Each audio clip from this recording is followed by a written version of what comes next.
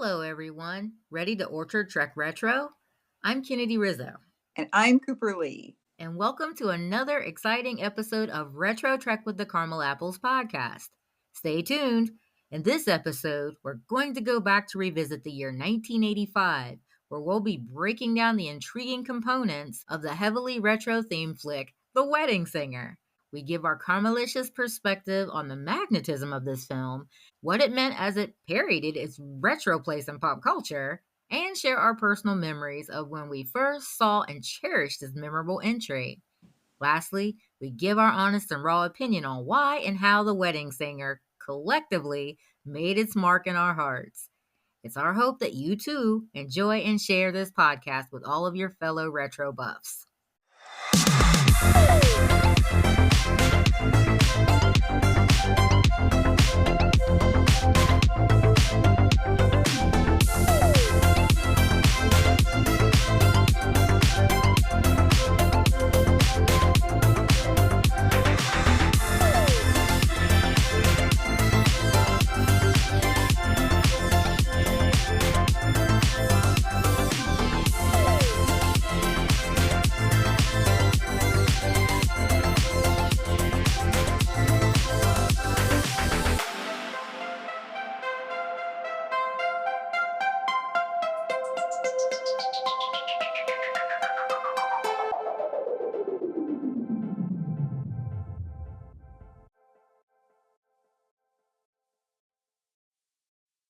Hello, dear Orchard Archivers. First off, thanks for joining us. Again, I'm Kennedy Rizzo.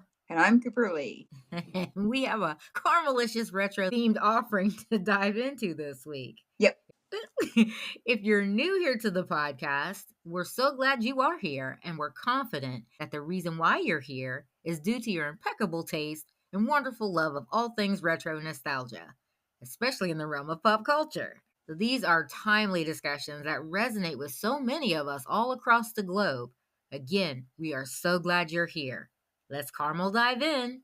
So today we're going to be discussing the 1989 movie, The Wedding Singer, as Kennard mentioned.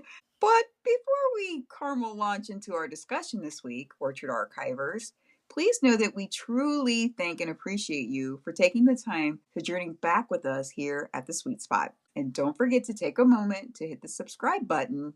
We so appreciate your support. Yes, we do. And, always you can check us out on the gram, TikTok, and X. Be sure to come by and say hello. And feel free to drop by and see our website, www.RetroTrekwithTheCaramelApples.com. That's right. Yeah. So again, today we're going to be reviewing and discussing The Wedding Singer. We know. It's a bit outside of our designated parameters, That's right. We know. But this film is set back in the 80s, so, it skirts by. That's right. Our excuses, and we're sticking to it. Exactly. It'll easily be an exciting bit of nostalgia to tickle your ears with. I will reiterate, this enjoyable film is totally set in the year of 1985. Goodness, can you believe it's been that long since this movie came out? I mean, 1998 doesn't seem all that long ago, but then we're talking about being in 85. It does seem like forever ago. Yes. So really, this film about yesteryear was now made in yesteryear. It's crazy. It certainly is, Cooper. And time continues to tarry onward. Our discussion this week on The Wedding Singer is set to be a most fun one due to a lot of factors, but the main one being that The Wedding Singer takes place smack dab in the middle of our chosen decade parameters. So awesome. Much agreed. So let's get started, shall we? By all means, Kennard. So right on the jump, we review our tagline from The Wedding Singer, which is so very appropriate. He's gonna party like it's 1985. But we're like, he? Who? Right. That he would be Robbie Hart, played by the comically talented Adam Sandler. Sandler. Whoops.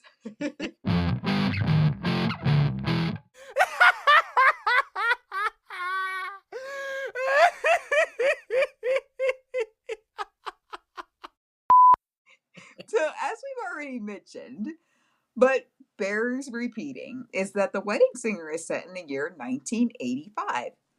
Now, Adam Sandler plays a good-hearted, nice guy nursing a recently broken heart. Aww. I know, poor guy. And to add insult to injury, Robbie, too, is stuck in one of those most hopelessly romantic jobs going, that being a wedding singer.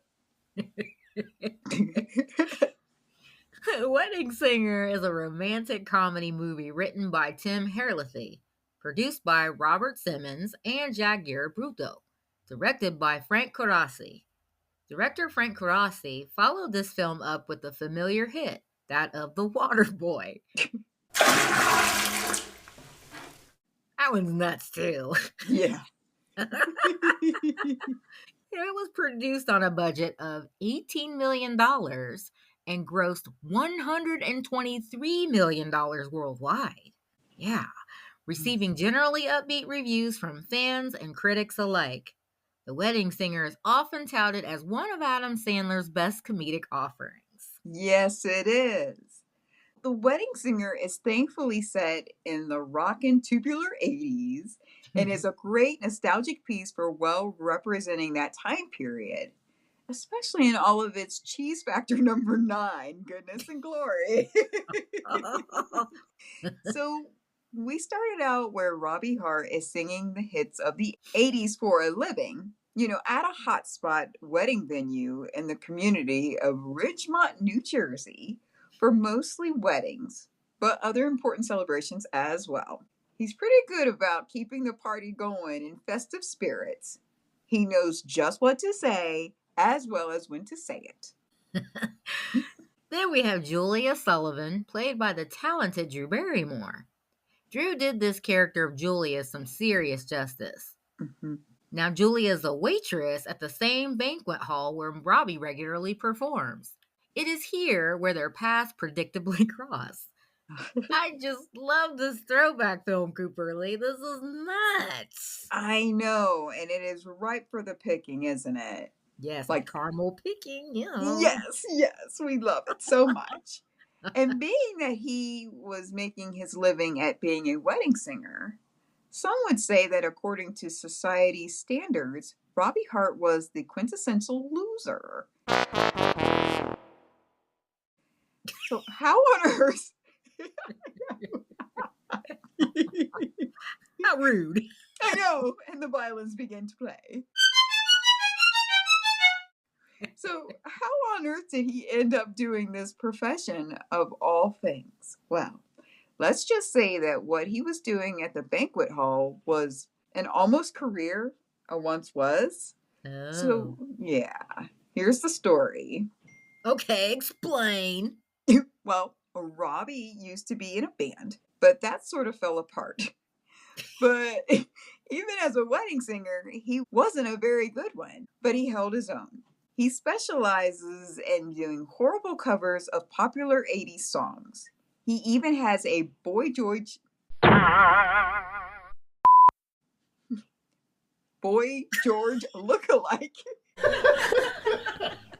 in his banquet party band, right? The $1 million question is, would you want Robbie singing at your wedding? Would you book him or rent out that venue? No, not at all. What? Yeah, pass. I don't know, though. Thank goodness we appreciate all this enough for it to help propel the fondness and warm nostalgia of this charming movie. It certainly is. So, our showcased star, Robbie, was pulling off his regular gig at wedding singing, only making enough money to get by. Yeah, which is not a bad thing, is it now? Huh? It's not. It's a good thing. He's got a job.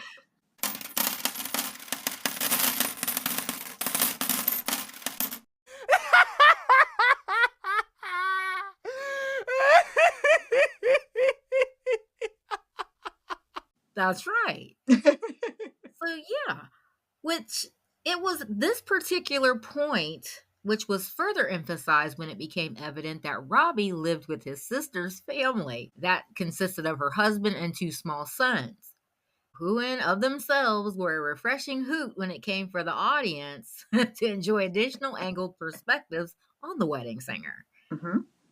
But their house was pretty good size, and Robbie basically had the basement with its own side entrance and address all to himself. That's right. The address, like most apartments, was a half.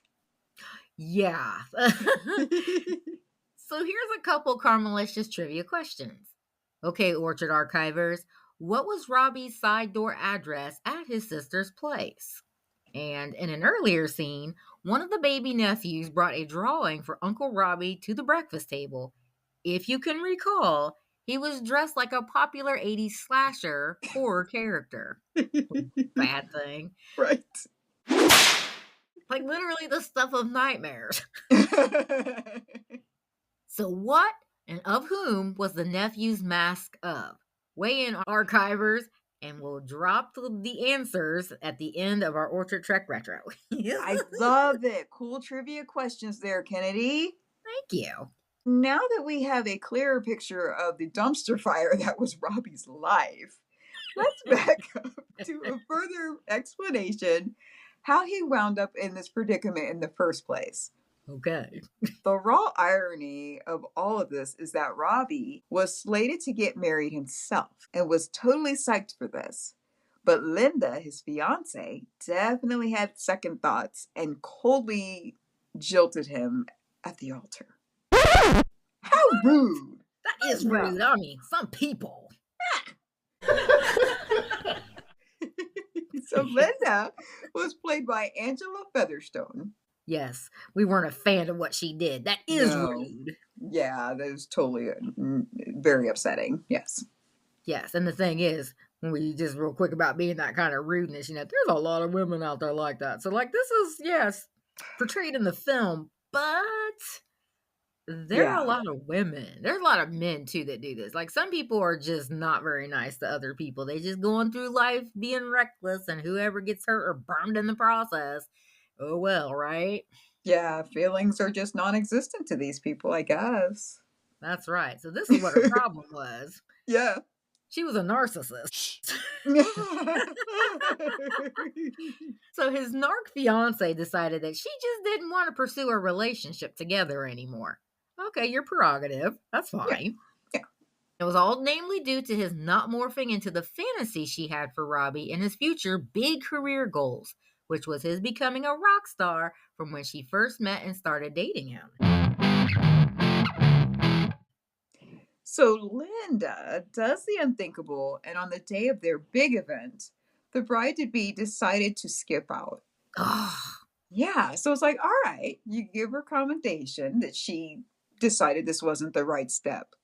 How many opportunities did you have before this day? Yeah. So, exactly. Boo, boo, boo. And shortly after embarrassingly jilting him at the altar, Linda then decided to awkwardly confront Robbie, stating she was having second thoughts, which spirals poor Robbie into a deeper depression where he sees no way forward, being she was such a key part of his life. Mm-hmm. And, true love fantasies. This, thankfully, gives us a little more context into how the intriguing plot, The Wedding Singer, picks up momentum. Okay, so this takes us to his next gig at the red-themed wedding, which was a total washout and punch in the proverbial gut because of all the love surrounding him there at the venue, including his new cute friend, Julia, who is soon to be married. As you just mentioned, what is a poor dejected guy to do? Exactly. Julia, the ever-sweet, upbeat person she is, wants to cheer Robbie up, invites him to her engagement party, which he accepts and attends. This is his first glimpse in meeting the tool bag fiance of Julia Glenn.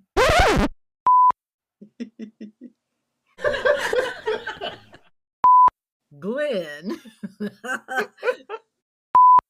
played by Matthew Glave, a wealthy day trader or hedge funder who turns out to be quite disrespectful of Julia more than Robbie is comfortable with.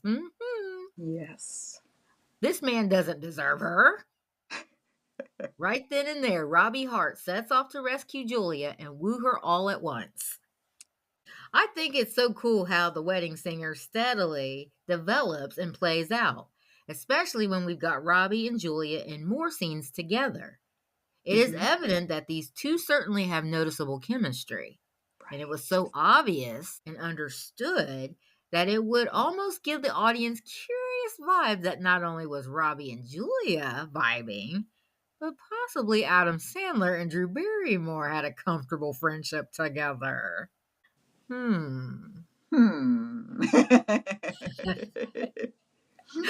But we digress.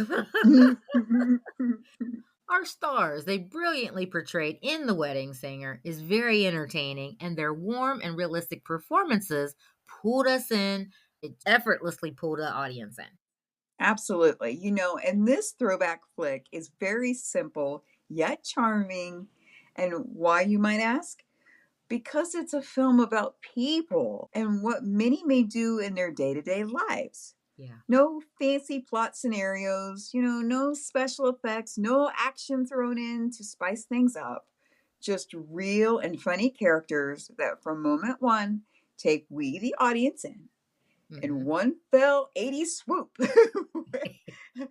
We're able to witness a bevy of situations anyone that lived in real time from that era can easily identify with. Much agreed, Coop, because this is why we like this kind of stuff. This is True. why we retro track. True. Yes.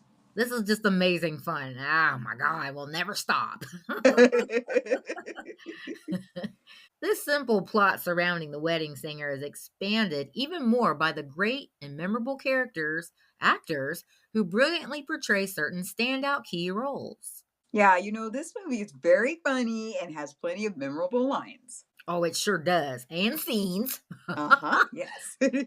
Okay, so let's go back for a second. Like the sweet elderly musical students paying Robbie Hart meatballs.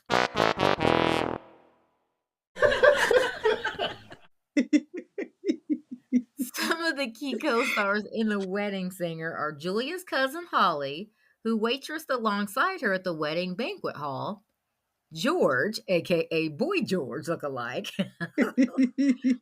played by the late Alexis Arquette, Robbie's ex fiancee Linda, played by Angela Featherstone, Julia's butt nugget boyfriend and insensitive fiance, Glenn Gulia, played by Matthew Glave, and Robbie's best friend Sammy, played by Alan Covert, who all in their individual expressions are decent, entertaining supports. Yeah, and that nutty, talented John Lovitz. Oh, he's crazy. He is. I mean, you just look at him and giggle. I'm always thoroughly entertained by the Kill Me Please song. And the scene, though. That scene. It's crazy. Adam Sandler is really entertaining in this warm retro film. Nobody else could have given his Robbie character that life it needed. Oh, I concur, sis. His performance is both entertaining and believable. Yeah. Drew Barrymore was too, brilliantly cast. Mm-hmm. She's the ideal girl in this movie, all smiles and sunshine, and it's impossible not to be drawn in by her character. Yeah, and the characters were all so very likable, relatable, and sweet. There may be a couple exceptions, but still relatable, right? It's like, I know I've met someone like you before. Yeah, it's like the butt nugget fiance. No, just kidding. Right? I mean, come on. As a result, we have the audience tuning in and really caring about them. And we're easily pulled into their story. I mean, come on. This is an Adam Sandler film, after all. So, of course, we knew what would had to have happened by the end. But still, you couldn't help but need a couple hankies handy. The writing, script development, and acting therein were that good. Yeah, and speaking of John Lovitz, um, he made a brief but memorable appearance in The Wedding Singer, as you just referenced, Coop. Yes. Turns out he was a rival choice of another wedding singer Julia was performing tryouts for.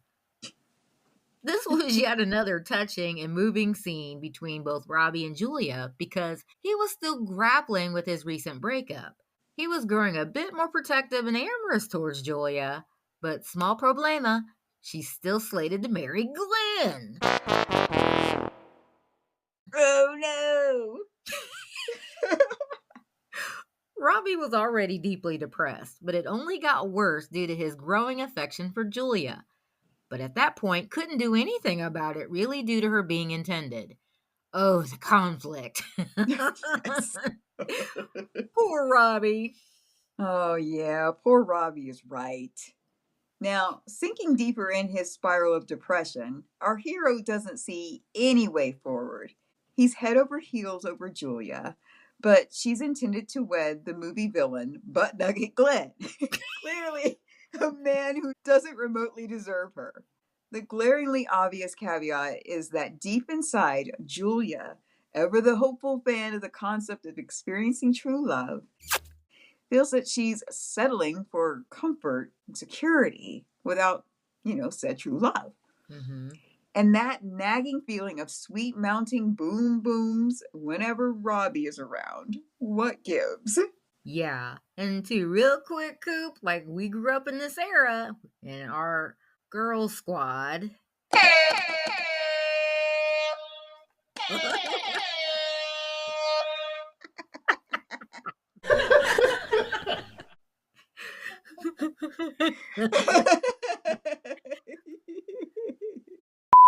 But yeah, like we remember that was a thing because the culture Yeah. fostered this feeling. So like I loved how they picked this up in the movie of The Wedding Singer Yes. because that's what it was. A lot of girls we went to school with and everything. Like everybody was all about finding their true love or their, the little notes and the little hearts on notebook paper. Yeah. Um, like that was a thing and like that was a pursuit. And I would say a high 80s pursuit when it came to coupling up with your puppy crush. I would agree. I would agree. It's like, who knew that in the year that we've arrived in, we've got decades behind us, the general consensus is everything's throwaway now. So is anybody on the quest of true love anymore? You wonder. Yeah, maybe You this was wonder. the last final stance of that in the Right. 80s. Everything is now just so watered down. So it's like, Yeah. yeah, it worked out, it didn't work out, who cares, moving on. So, but yeah, Yeah. that was the vibe. And, people would write their names on the notebooks and, yeah, it was cheese, but it was definitely part of that. Like it rings true of the 80s for sure. Yeah. So miss that. Yeah. Meanwhile, though, Robbie suspects that Glenn might be a two-timing bozo. And one more time for good measure, aka a butt nugget. Sorry, Glenn, that was all self-inflicted. Yes. But when the ungrateful groom-to-be boasts about his, shall we say, bachelor-worthy escapades with every sexy girl that came along, Glenn's going for the Olympic gold medal and being a dirty tool bag. Oh my goodness. Completely unacceptable. True. The jet fuel for Robbie is being secretly in love with Julia. So he goes to work in hopes of eventually sweeping her off of her feet. He hones in on launching Glenn, the old two-timing tool bag, so that he can finally seize the right time to declare his love for Julia. That sounds so easy, but only if it were that simple. Now, circumstances conspire to jeopardize his plans, and Robbie has to chase Julia en route to Las Vegas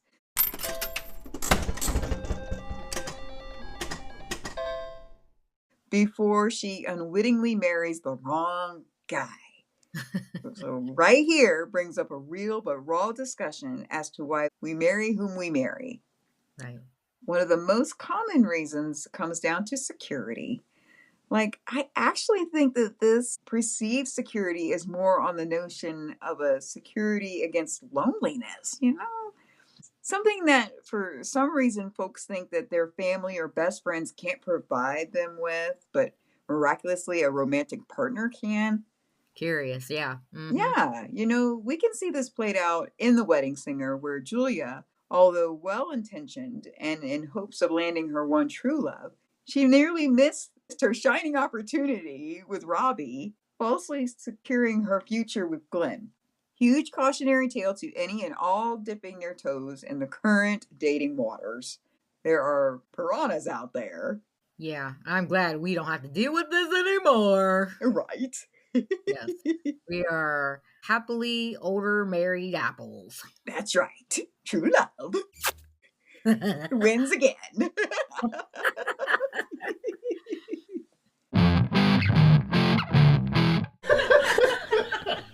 Cooper Lee, this is one of those interesting films in more ways than one. You just referenced it, but I guess it should raise all of these nagging questions about A, who, if we so choose, we should marry, possibly marry, and B, why are we doing so in the first place? And the big question highlighted in The Wedding Singer posed there is in C, whether we are actually marrying the right person.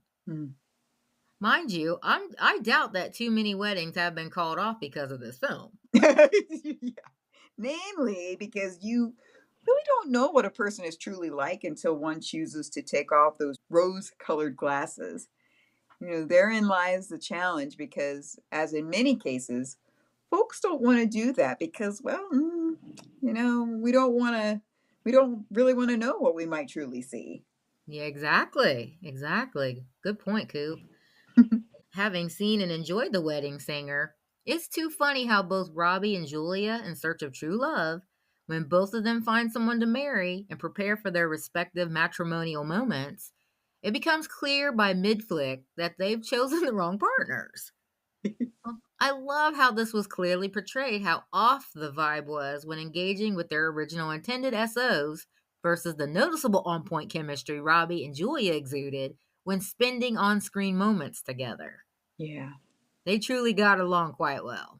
Yeah, they did. And it was very cute and heartwarming. The Wedding Singer also featured a great little turn from the hilariously talented Steve Buscemi. Oh my God. Yeah, we knew he would show up, right? Of course he's going to be in this. He's certifiable. He is. And he single-handedly provided the film with one of its funniest moments towards the start.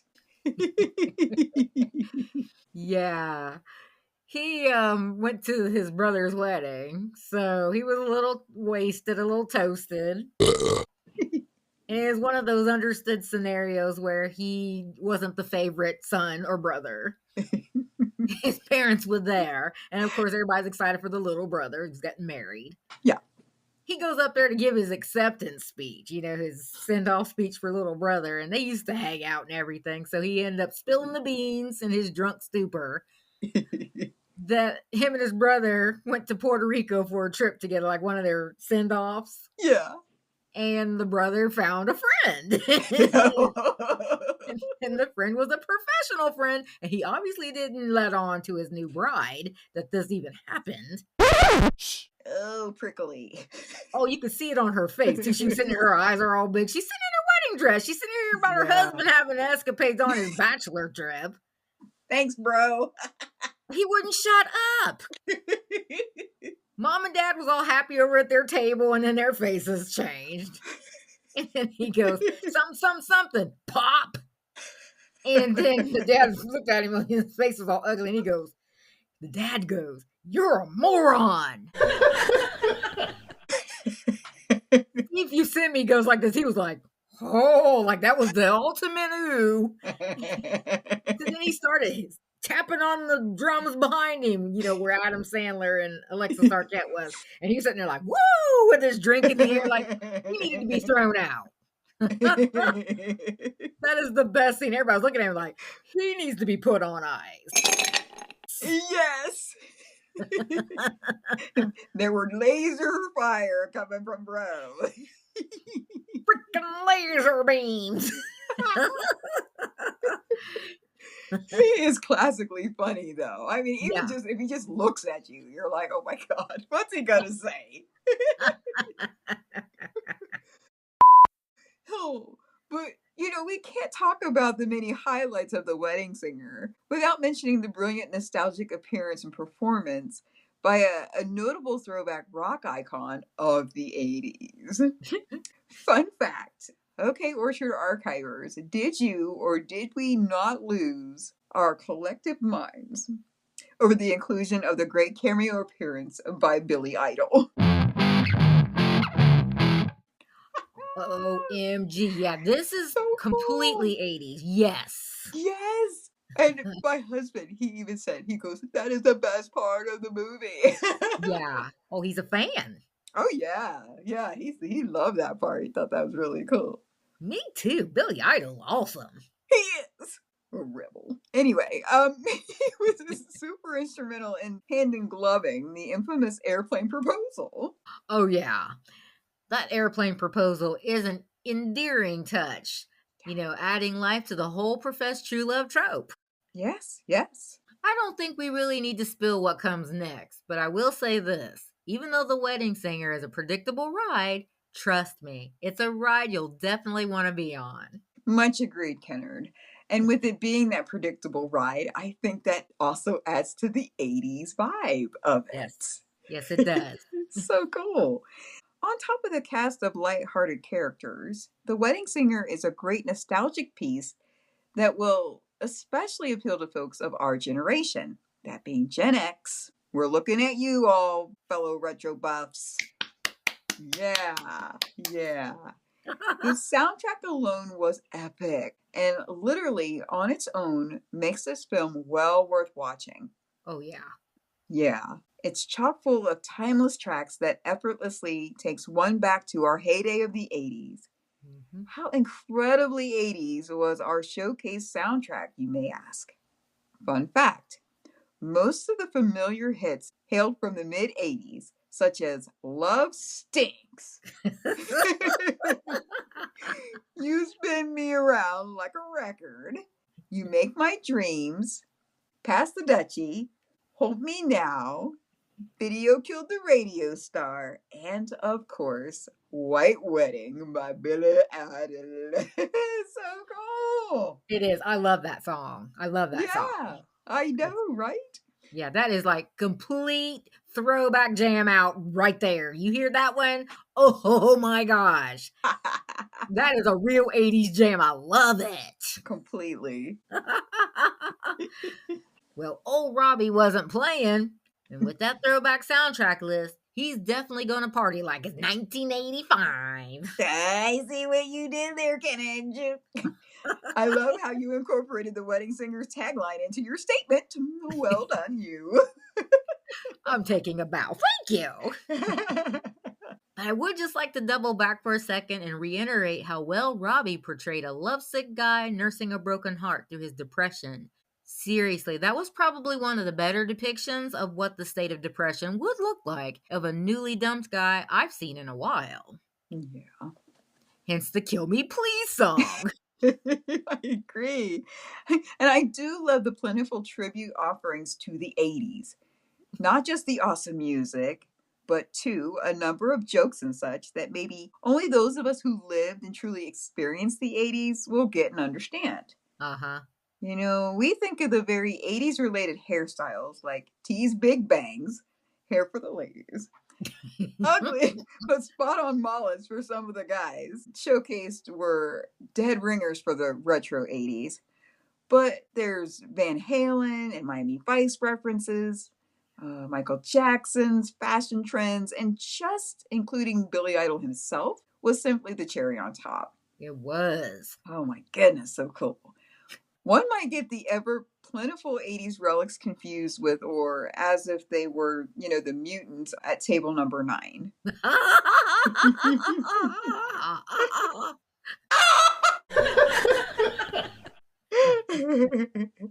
Okay. We have a couple of caramel trivia questions once again to shoot your way, you Orchard Archivers. So ready for a bit of fun? Okay, in the first showcased wedding, the teal-themed wedding, what was the couple hosting their big day's first names? Okay, so we actually have a submission here. There's Patricia D01, and she says, oops, I think we lost our connection. Shoot. Okay, we'll just have to.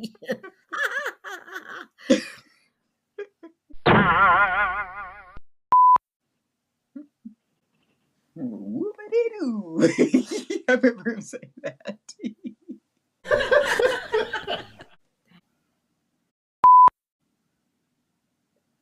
Yeah, that hugs. Let's see. We had a glitch or whatever. What's the names of the second wedding?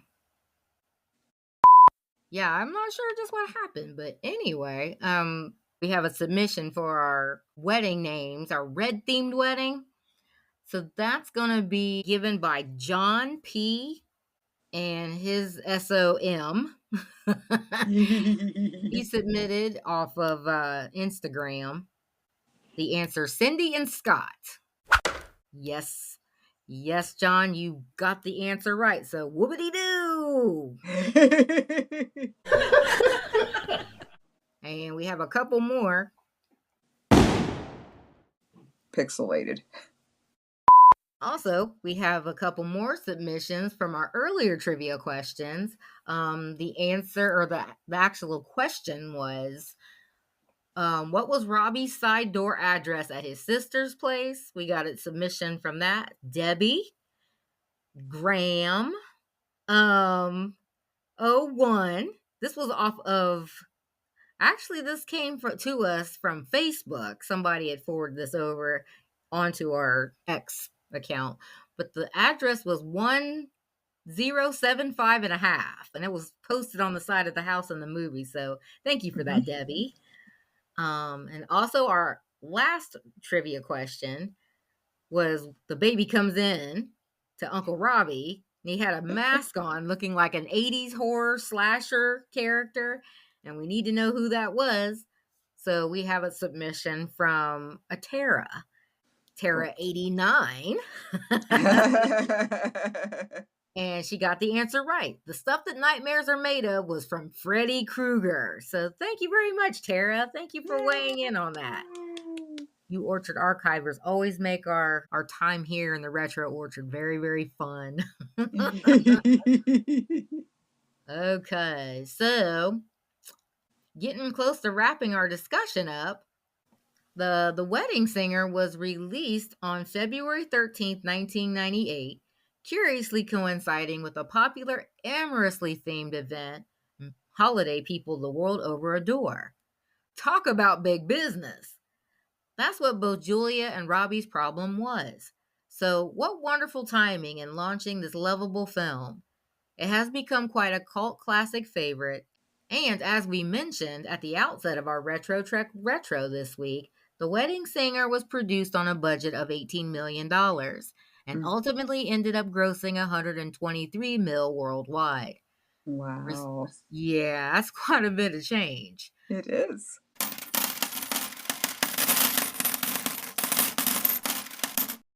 And they received fairly positive reviews from critics and fans alike. So it's often classified as one of Adam Sandler's best comedies to date. I have to agree, since I own it and have watched it a gazillion times. So you're saying you're an expert. I see. Love it. So cool. An imposter. So what a sweet ending to The Wedding Singer is where, on the plane ride, Robbie sweetly serenades and confesses his love for Julia, what we've all been waiting for. Yes. And for which she expresses the same and seals it with the kiss of true love. Woo, finally. Yeah, last scene of the film. Robbie and Julia are then married at the same outdoor venue, initially slated for Robbie and Linda. But Robbie's bandmates performed the wistfully romantic 80s song True, originally by Spandau Ballet. at Their Wedding, sung by Steve Buscemi. That's a good song too for the 80s. OMG, I'm a fan. The Wedding Singer definitely has a lot of warm nostalgic value to it. On a caramel apple scale of 1 to 5, how many apples would you give this film, Cooper Lee? I would give it a solid 4, I think. Oh, nice. Yeah, I think they portrayed the 80s quite well, and Adam Sandler and his crew of misfits that, they're always together. Like, it was funny. It was really funny. And of course, an ode to Drew Barrymore, because she's definitely someone that we've seen since we were children, right? Growing up. 100%. Yes, I yes. love it. Yeah. What about you? I mean, I know you own it and everything, and you've watched it a gazillion and one times, but what, from 1 to 5, what would you give it? Well, The Wedding Singer for me, however, gets not just 1 apple, but I'd say the whole 5 for me. Nice. Yeah, I'm a little biased. This movie really is one of those funny, feel-good films when the main characters are trying to come to grips with who they are and what they really actually want to achieve in life. Yeah. Watching this cinematic retro gem gives us a nice window of the best of what the 80s has to offer at any given moment, as you already mentioned. Yes, yes. The Wedding Singer as a throwback flick is refreshingly simple, yet charming, as we've discussed. It offers up lots of caramel laughs to spice things up and gives us a nostalgic perspective into the real and funny character portrayals caught up in common coming-of-life situations that almost anyone can identify with. And that's it for this week's episode. But the fun doesn't have to stop here. Join us again next time when we'll be back with more captivating retro entries. Subscribe to Retro Trek with the Caramel Apples podcast and tell us how we're doing. Leave us a 5-star written review wherever you get your podcast fix. If you have any comments, suggestions, or requests, head over to or tag us on Instagram, X, YouTube, and TikTok. We love hearing from you. As always, thanks and see you next time.